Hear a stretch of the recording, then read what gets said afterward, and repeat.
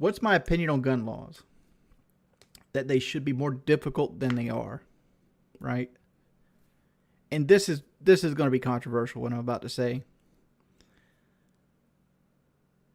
There's things already in the United States that you're not allowed to have, right? For example, you're not allowed to have like an AT-4 rocket launcher. Just not allowed to have it. You're not allowed to have like a tank with a working turret gun. Just can't have it.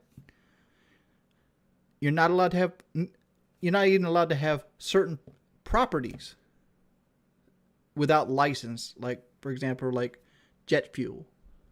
Right? It's hard to get jet fuel. Right?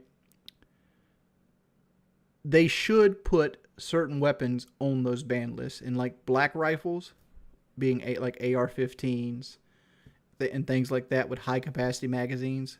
Those should be banned for like public consumption.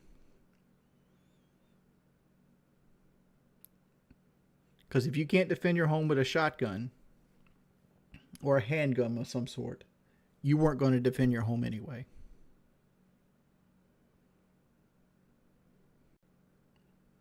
Right. Your 100%er pistol can have like a 50 round drum. But again, if you go duck hunting in South Carolina, you got to have a tube in your shotgun. So you can only have 3 shots. You're only allowed 3 shots. And if a game warden comes by and you don't have that tube in, or you have more than 3 shots in your shotgun, he's taking you to jail.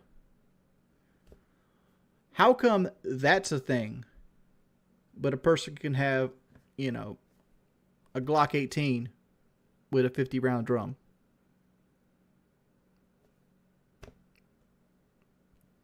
Right, criminals don't follow the law, but there's ways to get around that, right? You're not going to have 100%. You're never going to get 100%, right? But you could have situations where, say, you could trade guns for groceries, right? You could have like a buyback program where for example, like you could have like an insurance program, right?